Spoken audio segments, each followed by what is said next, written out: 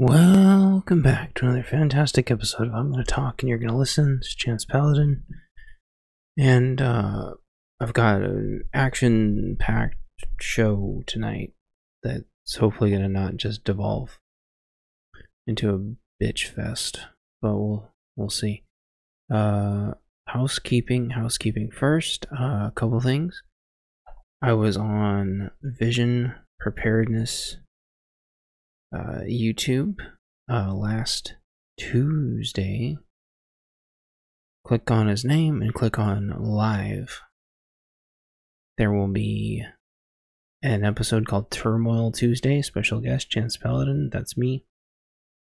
And it's my first ever interview, which is interesting. It hadn't registered to me in my brain until a couple people told me, "Hey, great interview." I was like, holy cow. So we'll talk about that a little bit. Other thing, I try to help as many people as I can on this channel.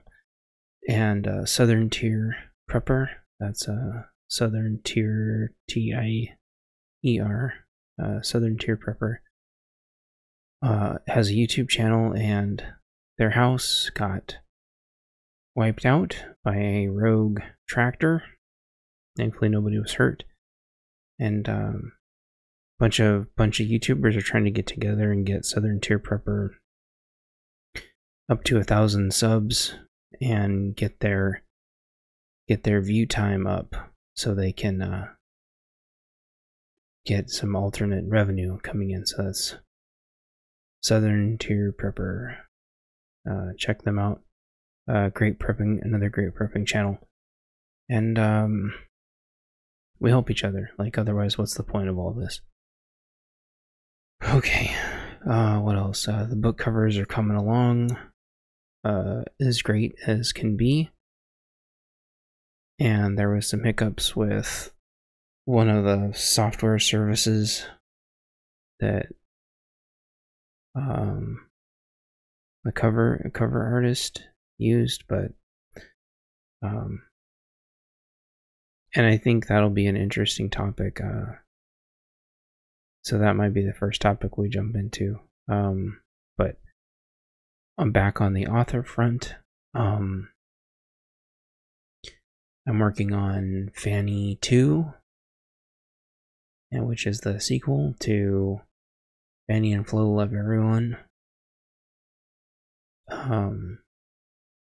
I have a great story planned out for that.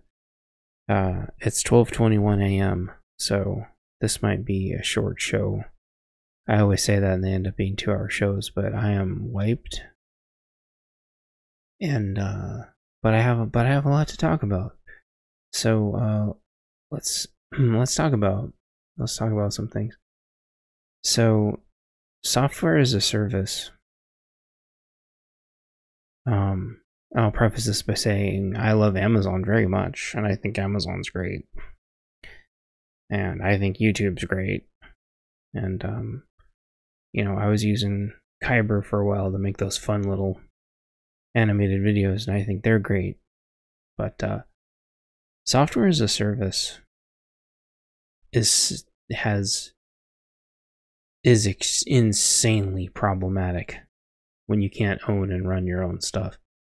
Now we're getting into the dark AI future where you will run nothing and like it, because it's going to be like 5090s soon, which are going to cost more than a car probably, and so it's going to gatekeep out an entire generation of enthusiasts. But whatever. The problem with that is these services can charge whatever they want. They can change their pricing whenever they want, and there's nothing you can do about it. Or they could just stop providing you the service at all and keep taking your money, and then hold all the work that you've ever done with them ransom. Or if you're in the middle of a project, you're really hosed. So let's take exhibit number 1. So cover artist was in the middle of working on 3 book covers for me. And one of the services they use just decided to not allocate them credits. They took their payment and just didn't allocate them credits. This is a huge problem because you could try to claw your money back, but then they, in retaliation, can just shut you off entirely, and then your projects are just in limbo. So you have to sit there and wait for your credits to populate, which could take weeks to sort out, or they could just tell you to go F yourself. And that's because like a lot of services now are a two-tiered service. You have to pay a monthly subscription, and you have to pay for credits also, because this is how they allegedly recoup or maybe keep ramping up their video cards. Right? Sort of like crypto mining, but in a way even more crazy.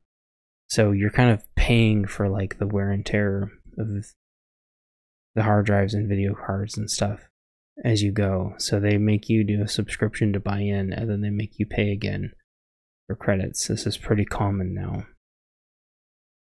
Instead of just using crypto, which would be infinitely safer, but that's a different topic for a different day. So that happened to them, and they weren't able to get it sorted, and PayPal, whom can go fly a kite, decide, they flip-flop back and forth every couple years on whose side they decide to take. So you might think PayPal is safer, but PayPal is in its own universe in terms of trying to get them to behave. So that's exhibit number 1. Exhibit number 2, it's funny, I just kind of got this errant email from the place that I was using for my little animations, and they were like, hey, did you ever get that thing sorted with us? Basically, I had a referral code, and I gave to somebody, and that person ended up paying, which meant I should have gotten referral money. They put in the code perfectly, I put in the code perfectly, everything should have been perfect. I never got the credits for it.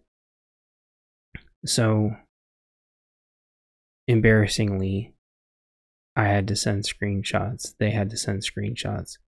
It still took like 3 or 4 days to get fixed. That shouldn't exist, because if we both can see that the referral code's perfect, they can see that the referral code's perfect, they can check the transactions, they can tell it didn't happen. But either they're just too incompetent or their systems are faulty. And so I didn't think anything of it. I'm not going to do business with them anymore. But it was kind of funny to get an email like a full month later going, hey, did you ever get this sorted? Which tells me that they don't even have their ticket system functioning properly. And that's the thing with just like a little bit of startup money. I've said this before. With just a little bit of startup money, you could theoretically go reserve some of your own virtual servers somewhere, attach a couple of pieces of AI that are floating around to those virtual servers, and then just have a very simple front-end prompt. And you can charge through the nose. And it's insane to me. It's insane to me that this service model is functioning the way it is, but it is. And here we are, we're essentially slaves to it. So exhibit number 3, Amazon, who I love very much. I bought some RAM so I could run my AI local. So I bought some more RAM because I'm RAM bottlenecked right now. And it didn't occur to me this whole marketing gimmick between megatransfers per second and the actual megahertz that your RAM is running on. The problem is Amazon, who I love very much, Amazon, interchangeably uses megatransfers per second and the megahertz.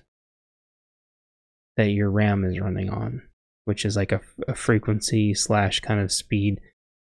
Explaining the memory would take like hours. It's complicated. Suffice it to say, like, I thought it was a marketing gimmick and that they had just changed the name, but they hadn't. Mega transfers are not the same as megahertz.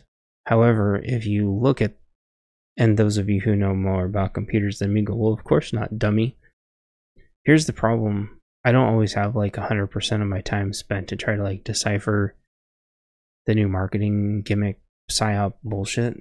And Amazon, who I love very much, has mega transfers and megahertz on the same line when you're comparing RAM to each other. Not only that, and I screenshotted it because sometimes Amazon, that I love very much, will go and change pages after they get caught doing things like this, which is very common.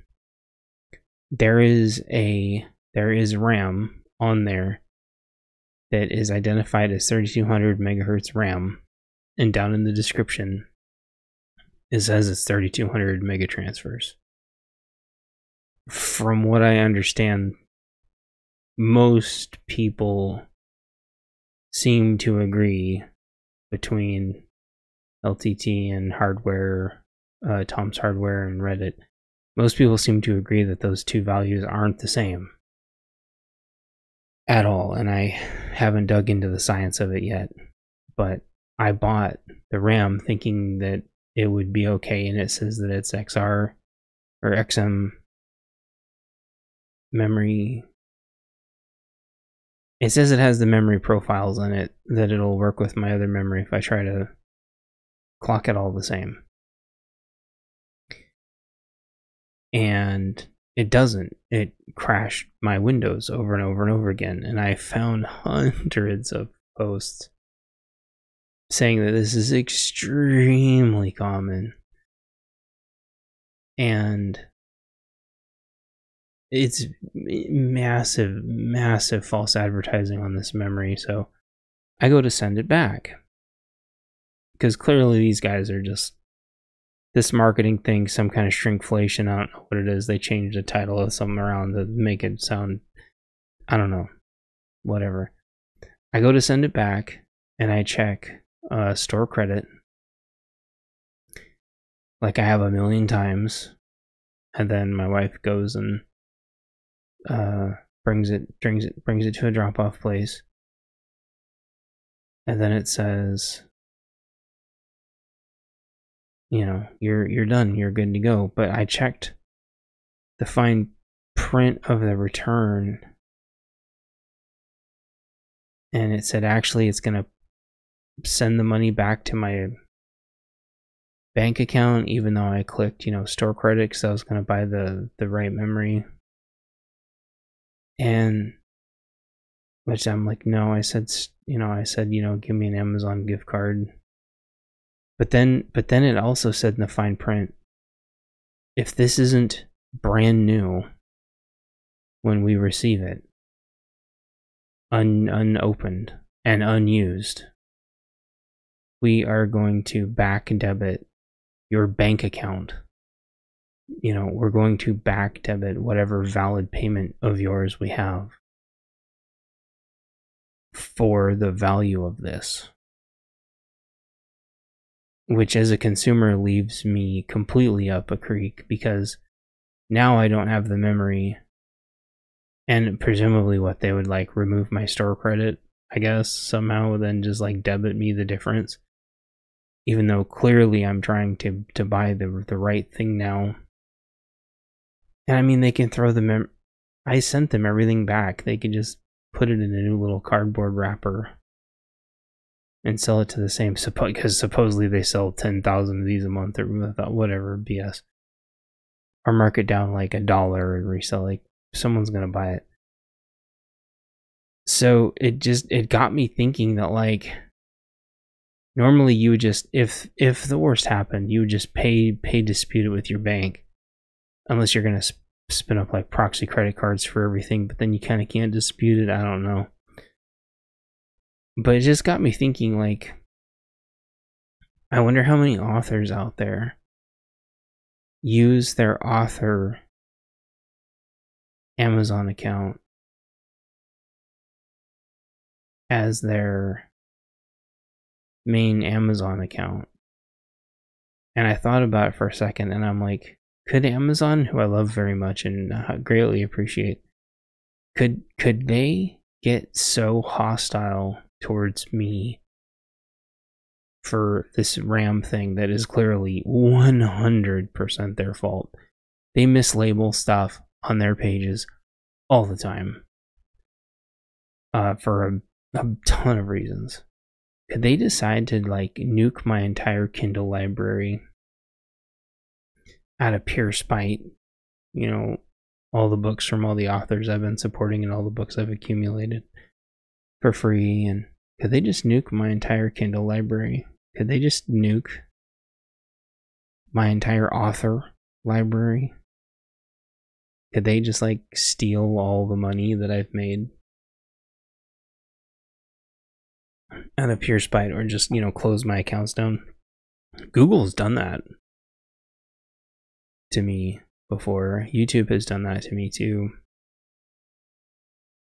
I had quite a bit of money on my YouTube account. Ooh, I love YouTube, but they changed the monetization level at some point. I used to be monetized with YouTube years ago. I have a video with over 100,000 views on it and more than enough watch hours. But they changed it and essentially unmonetized me and took all my money. That was the second time it happened. It happened with Google AdSense as well. And so I know Google and YouTube can both do it. But Google and YouTube are the same thing, aren't they? I think so. And so I'm sure Amazon can do it too. So I'm not. There is absolutely no reason why you should ever have your author account as your Amazon account, because if you ever have to dispute something, like, you're just gonna have to eat it. So that was really interesting. There's another thing. So anyway, so I canceled my Amazon Prime and stuff. And something that I find really interesting, Amazon's had a lot of really, I can't think of the right marketing term, but they have a lot of really scummy ways of trying to dupe people into Prime. And one of the immediate things I noticed when we shut Prime renewal off, even though I technically have Prime for another week, everything on Amazon immediately got more expensive by about 5% off the top.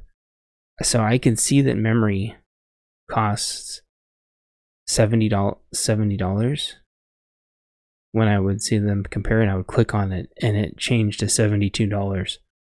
I went back and forth and I checked it several times. It went from $70 to $72 over and over and over again. And every once in a while, I would have a message and it said, you know, your Prime's got 5 more days. And then every once in a while, it would come up with an error message, and it says, you do not have access to Prime savings or shipping speeds. Your membership has been suspended due to a billing issue. Well, my membership has not been suspended due to a billing issue. I canceled the renewal. That's all I did. But it comes up with this erroneous error, acting like there's a billing issue with my account, which makes it sound like my credit card got declined. But it's just a predatory. Anyway, it's just disgusting. Amazon and all of these other medium, small, big tech companies have gotten away with it for so long. And now they control everything, and there's nothing that they can't do. And this isn't like a damning indictment of capitalism, because it's all one giant system. They all have lobbyists, and they're essentially joined at the hip with everybody who's in charge on the other side of monitoring these predatory practices. And it doesn't help that the people in charge don't know technology if it's staring at them in the face, because they don't order anything from Amazon. They don't try to write an Amazon book. They don't know. Okay. So I thought that was interesting. See if I can eloquently topic change here. So speaking of how little big tech cares about you, next topic, please. So insurance companies don't care about you. Car insurance, health insurance, they don't care about you. The doctor's office doesn't care about you either. The doctor's office provides a service, or at least they're supposed to. Their job is to make money. That's what they do. The doctor's office makes money. They're a job. They're an employer. They don't have to actually save your life at all. They don't have to provide life-giving, life-saving care. If your eye's going to fall out, they can just let it fall out. They don't have to actually get your insurance to work at all. You're basically signing your bank account over to them with no repercussions. Furthermore, your insurance can tell you that you have to use them. They can tell you have to use a certain doctor's office. But there's no correlation of a standard of quality. Which begs the question, what is the point of insurance curating a doctor's office and making them go through the rigor of setting up with the insurance if there is absolutely no assumption of standard of quality at all? It blows my mind that after everything we've gone through, you can still have like a massive doctor's office with effectively one doctor with a massive staff. They can be triple booked, sitting in getting bounced from waiting room to waiting room for hours, for 3 hours.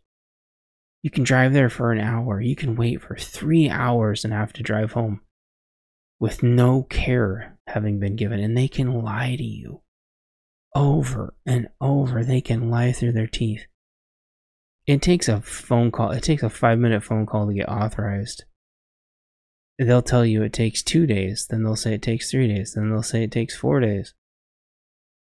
And they still don't call you. And then, oh, go sign up for the app. You go to the app, there's no updates on there. You click ask a question, it doesn't go anywhere. How are these places not shut down? It's disgusting. I was in a waiting room that was basically standing room only with people that have been there way longer than me. And this is a doctor where everybody needs a driver. So you had a room full of people and their drivers waiting for hours and hours and hours. This is unacceptable. I got sent 3 different surveys. And I was thinking to myself, haha, got them. No, those surveys didn't let me answer a single question that would have guided whoever reads these, which is probably the doctor themselves. And that's probably all it goes to. And the doctor probably is like, because they're already an absolute pathological liar. There's no checks and balances. I can't go tell the insurance company to drop these people. There's no like closed loop on. And if I ran the insurance company, I would be sending surveys to everybody, and I would be telling this doctor's office, you've got 30 days to fix these 5 things, or you're getting dropped, and you can say hello to the unemployment line. Because if one of the big 3 insurances drops you, you're done. Unless you like to scrape the floor with Medicare and Medicaid. So, that's that. I guess that didn't take as long as I thought to get off my chest, but I've been dealing with it for 3 weeks now, and I'm going to be dealing with it even more, and these people don't care if I live or die. And I think the entire medical industry, I'm sure there's some doctors out there that still like to help, but I feel like after the Rona, healthcare has fallen off a cliff, off an absolute cliff. And I don't see how we're going to get back from that. And those of you, our little northern brothers and sisters and everybody in the UK, I'm not sure how Australia does it, but I'd love to hear from you down in the comments if you can actually get to it. Maybe not your primary care, although primary care is a huge problem right now. I'd like to hear from you if you can actually like go see your specialist, or if you had to change specialists, how much of a pain that really is. Because to me, they're like, well, you know, if you don't like it, you can just drive an hour and a half in the other direction. I'm like, fuck you. They're just, they know it. They know it. They know that the next one's an hour and a half away. They know it. And they just rub it in your face. They can just lie. They know it. They absolutely know it. What are you going to do? Go tell your insurance on them? That's insane to me. And then your insurance just says, oh, sorry. They get out their little Comcast nipple shirts, start rubbing their nipples. Oh, tell me all about it. Oh, sorry, you need the higher insurance tier. Oh, yeah, tell us about how you don't like your insurance. Oh, yeah. Oh, sorry, you can redo it in enrollment. Oh, wait, that's 8 months away. Oh, we're sorry. Oh, it's just disgusting. So let's see what else is on the list. We're plowing through these really fast. Broken roads. So I did a video on broken roads. How I thought about it, kind of an in-depth sort of review. It actually got quite a bit of views. And I was surprised when I went to search other reviews after I spent all my time on my own review. I went and checked some other reviews, and most of the reviews were very fair. So let's see how Broken Roads is doing real quick. While this loads, for those of you who are completely lost as what I'm talking about, Broken Roads is a pointy, clicky story strategy RPG. Top-down isometric, takes place in a future Australia. Alright, let's see here. Let's see how they're doing. I remember how to get to this time. They're up to mixed. Oh no, they're still at mixed. 43% of the 167 are positive. I can't remember what it was last time, but this game has been out for about 20 days. And I think they finally got rid of the couple of asshole trolls in the discussion. And I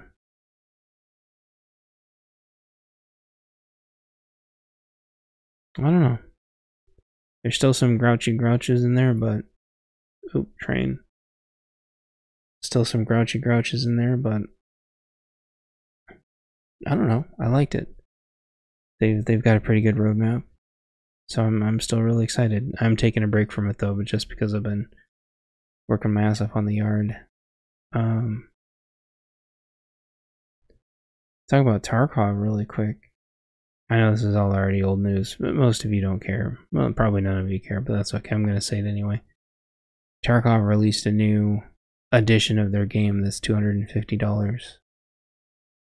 And it's kind of funny because their last edition was supposed to be the last edition that you'd ever need, and they discontinued that one, and then they promptly released a new edition for $250.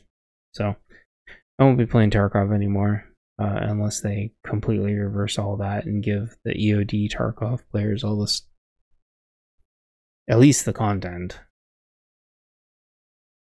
Supposedly they said you can play the content for 6 months or something, but no. And before you go, EOD is insanely expensive. I slowly, iteratively increased my account while it was on sale over the course of several years, so I certainly didn't pay full EOD price, but it's still not cheap.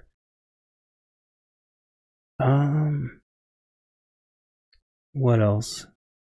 You know, I always have like a million things on my mind, but my head's hurting and I'm really tired. Been a long weekend. The second deer-proof garden is filling out nicely. We are safely, in air quotes, past last frost. So I am building out the second deer-proof fortress like crazy, but I gotta get 2 gates on it. I'm gonna do that whenever it stops raining for more than an hour or 2 at a time. It's been cold and rainy, and prayers for everybody affected by all the dang storms going on, but I gotta build 2 gates for the last deer-proof fortress, so then I'm not building any more gardens, any more fenced-in gardens. It is insane logistically trying to protect every single plant from all the teeny tiny critters and the deer. The deer are out every night, and there is a rabbit and there are mice, and they are out every night trying to eat everything. They don't care if you paid $1 for a strawberry or if you've got a bunch of corn. They act like they're starving, which is so stupid. They just like to eat tasty things. And so I can't keep the rabbits out, but what I can't keep the rabbit out or the mice or the rats. I don't know if there's rats, but there's definitely moles. Anyway, so I'm gonna be doing some distractionary gardens, and then trying to guard my real stuff as good as I can, and try to leave lots and lots of tasty morsels to hopefully distract the rabbits. And so there's gonna be romaine lettuce and cabbages and hopefully all kinds of yummy things that a rabbit would like at perfect rabbit levels.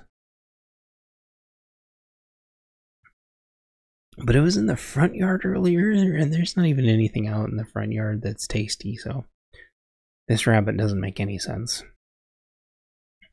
I don't know what it's doing. But there's definitely mice. Hopefully the mice will eat the stuff close to the ground instead of being little monsters. But I do have a flippy trap from Mousetrap Monday guy. I'm gonna be using that. I don't know what I'm going to be doing with the mice afterwards, but figured that out. So that's kind of a little mini homestead update. So I guess let's talk about the vision of the vision preparedness interview, and then we'll wrap it up because I can barely keep my eyes open and my head's really groggy. So me and Vision have been talking back and forth for a while, like, when are we going to do a show together? And finally the stars aligned. And so he is the first YouTuber who has ever actually like interviewed me. And I have to say it was a very, very cool experience. And it happened in a way to where I had never really like thought about some of those questions before. For example, there was one he asked, kind of like, what kind of got you started down this path? And the answer is like, really, there's a lot of reasons.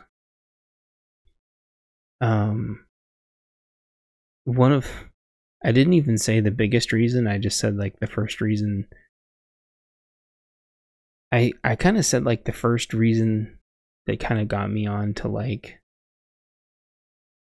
the fact that we're going to have to be self-sustaining. But there's actually like, that's only like one of about 3 answers, depending on how the question's worded. One of them, which I think I stated in my very first book, P&W Affliction Recycled, is that somebody said, actually not somebody, several, more than maybe even 5 different people back during the last collapse said that they were going to come. They knew that I had cats and said they were going to come eat my cats if the shit hits the fan. I'd say more than 5 people. This was like a very common thing because people knew that I was buying like prepper magazines from the store, and they knew I was buying cat food. And so it was kind of this sick joke where people were like, I don't have to prep. You know, I know where you live. I don't have to prep. I know you have cats. You know, I could just eat your cats. I don't have to prep. I just have to be able to, you know, follow you home from the grocery store. And it was horrible. And people would tell me, like, the people at the checkout counter that were like checking out my groceries would say this to me. The people at my work would say this to me. It was deeply, deeply, deeply disturbing. And so that was one of the things that got me on this journey. The thing where I worked at a grocery store and someone said to me, you know, they're gonna try to wipe you all out because they hate you, they hate us. That happened much earlier. That was one of the much earlier things that got me started. I wanted to clarify that a little bit because I know that was a little vague. The guy that was saying that to me wasn't talking about race or ethnicity or gender. He was actually talking about all Americans. And he was talking about the rest of the world. He was telling me that the rest of the world hates America. And they're going to try to wipe us off the map. And I kind of wasn't really ready to tell that story, but my brain said to start telling that story. But that's the whole story behind that, and I was maybe 17 going on 18, and I'm like, man, I really need to. That was what that did, was that set the level that I was aiming for to achieve much, much, much higher than originally planned. And it made the stakes higher.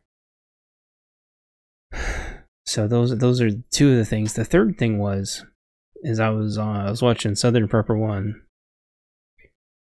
And this is a long time ago, because he's one of the first YouTubers I started watching. And he was talking about how when the shit hits the fan, there's going to be roadblocks, and you're in all likelihood not going to be able to bust through them, and you're going to need to know who your local groups are so you can navigate and negotiate as many of the roadblocks as possible. This was back when Facebook was relatively safe, and you could just go find out the groups in your area that were operating on Facebook and go, okay, these groups are operating here, so I need to figure out if this is the type of group that's going to be a roadblock. Are they going to be a good group or bad group? So those are kind of the three pillars that kind of got me on this journey. But there's a lot of littler ones too, like when Mr. 44 got in and the civil unrest just exponentially increased. I mean, you know, I was used to the WTO riots. I was used to the Occupy Wall Street stuff. This, like, made all that look like, you know, a cartoon in comparison. And don't get me wrong, like, some of that stuff is really bad. I mean, people died in some of those protests, and it was horrible. The horrible civil unrest. But what came later around Zimmerman and a couple of other ones, you know, Baltimore, those were all bad. Then you really bad civil unrest, and then kind of a weird side thing. You had the two kids with the pressure cooker during the marathon, and that was burned in my head because my wife and I were at Godfather's Pizza, which is one of my favorite places in the world to be, and it was on every single TV. It was kind of like one of those oh shit moments, like 9/11 or first Gulf War, or I suppose the moon landing. I mean, it was one of those pivotal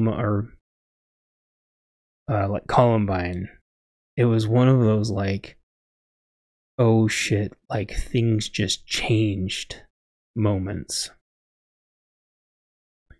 The marathon bombing was horrible, and what came afterwards, the manhunt for the two people that did it, was probably one of the craziest things that I had ever seen from, like, a logistics standpoint.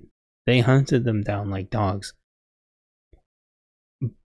which is appropriate. However, it got me thinking, just like with the Rona, just like with Katrina, how fast they can lock everything down if they really want to. And I can't remember if that was before or after Katrina, but, like, it became clear to me that, like, you have to be able to sustain yourself for a long time, because when they were hunting down those two ghouls, they shut everything down, nobody in or out of anything. And it was like, we're shutting it down until we find them. And so you better have enough stuff in your house because you're not leaving. And so that was part of what really opened my eyes. Another thing that really opened my eyes, I think, I want to say it was Baltimore, but it happened. There seemed to be, like, a mathematical equivalent of, like, the riots relational to how long it took the National Guard to mobilize. And I realized it took about 3 days to mobilize the National Guard and return to a moderately civilized society. And so this whole kind of thought started forming in my mind, where it's like, you have to be self-sufficient and secure. And every time the riots got worse, and the civil unrest got worse, I just realized that, like, my universe of, like, what modern self-defense and, like, modern preparedness and modern training, like, the amount of training that I realized I needed kept going up and up and up, and the amount of gear I you realize you're, like, insanely behind the 8 ball, like, and these mobs were going everywhere. And this is even before the Chaz thing. The Chaz thing, it's like, oh, they're just going to let them just take several city blocks, and somewhere between 3 and 5 people died in the Seattle Chaz, and just nothing happened. And I know a lot of that was political because they were trying to goad number 45 into deploying the National Guard so they could try to blame him for the big bad I word, even though they started blaming him. They blamed him for it anyway after January 6th. But one of the theories was that the civil unrest was to try to make him deploy the National Guard, to make him look like the bad guy. But if he let the cities fall, he looked like the bad guy anyway. I think he did the right move, which is he deployed them to protect federal assets. That was very smart. How that didn't happen with January 6th is beyond me. Regardless of what you think about that day, I watched it all live, so I have very strong opinions about it being misconstrued by the mainstream media. It still is very confusing to me why he didn't immediately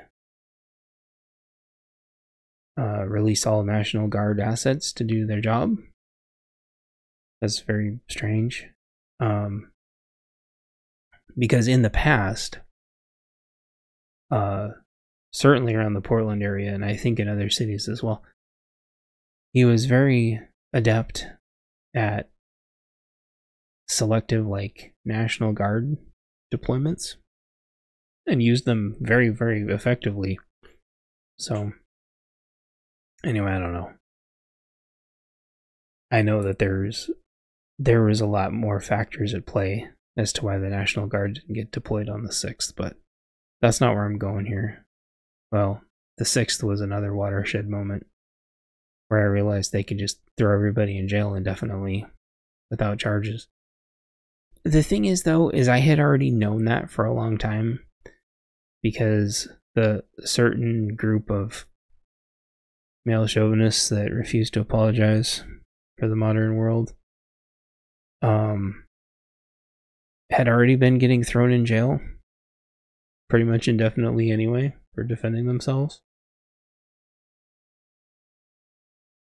And so this was kind of just an extension to that. But they'd already been doing that to the lefty-loo anarchist, rioters for a long time too. So this whole thing, whether or not it has to do with the Patriot Act or just weirdo loopholes, I don't know. They only seem to go after people, though, with things to people that have stuff to lose, though. So I'm kind of digressing, but I mean, the thing is, like, these are all like watershed moments for me. Columbine was, kind of the beginning of that whole leaderboard mentality. Sorry, my voice is going out. And then you have Uvalde? You had a couple where the cops didn't go in at all. They just refused to go in. I can't remember them all. Then you have, like, the Pulse nightclub, where the cops, the guy wanted to go in and he wanted to engage, and they kept trying to get him to break contact, but he was actually doing, like, really good. He probably saved a lot of lives that night. And just a lot of that stuff just like doesn't add up, you know? And the fact that like law enforcement has dramatically changed since 2020 for a lot of different reasons. And I remember the day that I realized that that had changed, and it was extremely scary, and thankfully I didn't die. But there was, it's terrible. And then obviously you have, the Vegas event that happened. And I think a lot of people are distracted with stupid bullshit ass conspiracy theories. And they just waste time talking about what makes a building fall and so on and so forth, and direct energy weapons. I get disgusted at all these stupid conspiracy theories, because at the end of the day, reality is completely different. And also largely irrelevant, because it doesn't matter what happened. And it doesn't even really matter what people think happened. It only matters how people react, because that's going to dictate how you need to react. And I know that's like 5 levels deep, but that's where you have to be. You have to think about the reaction to the reaction to the reaction to the reaction, because that's where you have to be ahead, to not fall into the traps. And during the Rona, I went out to the grocery stores to see what it was going to be like. And it was teetering on the edge of total civil collapse over toilet paper. And I'm not even joking. And it is not people's fault. They were told to go stock up on toilet paper. They were told that. And they were said, you've got to be prepared to be locked in for a certain amount of time. They were told. People didn't make that up. They were told that. And how do you cope with, how do the normies cope with that? And so I went there to go check it out.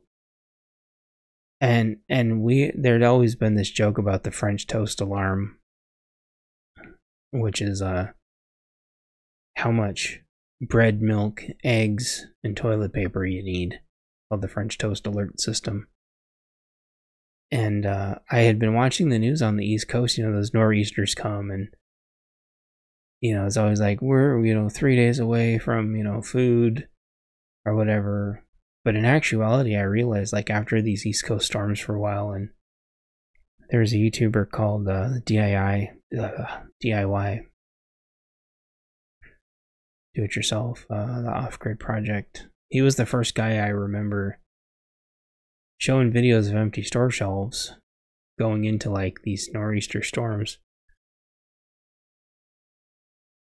And he was like, you don't have 3 days. There isn't 3 days of food. He's like, there's 3 hours. There's like 3 hours worth of food. But in actuality, what that is like, by the 3rd hour, the food is gone. And you can say, yeah, it's just like potato chips. And kind of, there was a lot of other stuff gone too. Like, a lot of those things just got me thinking, like, everything that we have planned and trained, because we plan, everyone born in the Pacific Northwest knows, about the Cascadia subduction zone, and you're born here with like an earthquake kit, basically, because nobody knows when it's going to happen.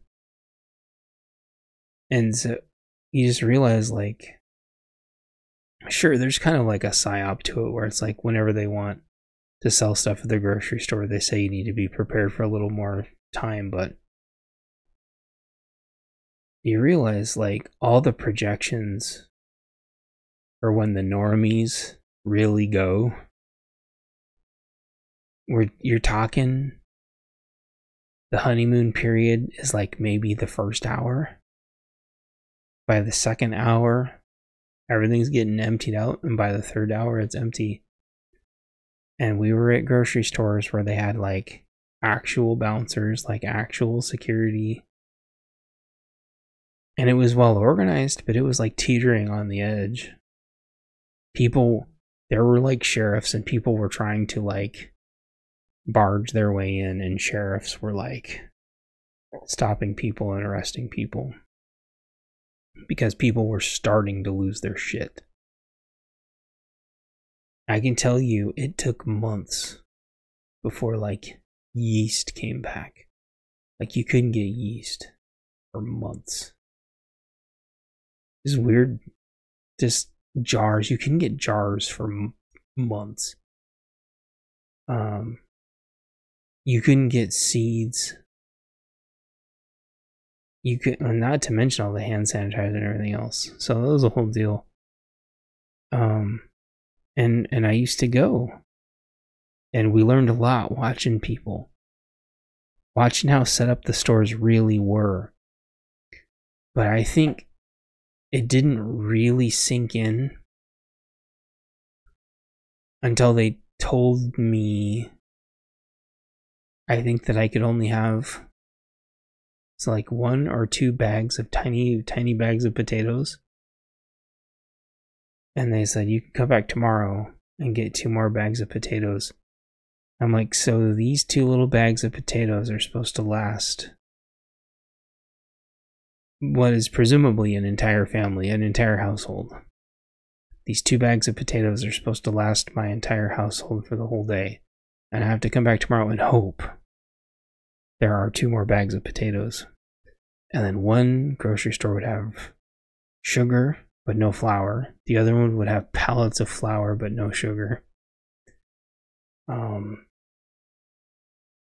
It was insane. There'd be like jars but no pectin. There'd be like lids, but no toppers for them. Like the logistics was broken on every level, everywhere. And so I learned a lot. There was a guy, behind me with, like a security guard behind me with a gun as soon as I started to ask about the potatoes. And I'm like, all right. Really? Okay, we're out of here. So, anyway, I am not saying that I wasn't prepared. I went there to learn, and it was extremely eye-opening. And yeah, there was people at Costco that were buying pallets of stuff that presumably they were reselling or stocking bunkers or rich communities or something. So a lot of that did cause everything to be scarce sooner than it would have, but logistically, like, we couldn't have. You can't. We do not have enough food at the grocery store and the distros for everybody in the US at the same time. We do not, period. And you don't get MREs for 6 to 9 months after something like that either. Anyway, my voice is completely going out. It's been an hour. I feel like I covered everything I need to cover, but the vision preparedness interview was really, really good. And I could talk about that stuff for hours or even days, obviously, because I've been doing this podcast, this episode, whatever. So I love talking about this stuff. It's just insanely eye-opening to me in just a few short years how insanely far society has fallen. And I think the internet played a huge portion of it. It fast-tracked. It was going to happen anyway, but the internet fast-tracked it. And I think a certain president, and then another certain president, kind of exacerbated the whole thing by several more factors. And here we are. So, happy election year. Anyway, my voice is almost completely gone, but I appreciate you all. And check out Visiting Preparedness if you haven't already. I can't be thankful enough for him giving me the time to talk to everybody. And Hudson Valley, if you're out there, he's got a great YouTube channel. Also, they've got him and Livingston Man have a great YouTube channel. And Northern Grow Hobbies, if you're out there, great YouTube channel. And Survival Living, another huge supporter. Really appreciate you. I know he's too busy to listen to these, but he's been a really good supporter. And don't forget to check out Southern Tier Prepper. And appreciate y'all, and the only way we get through this is together. And check out my books, and talk to y'all later. Bye.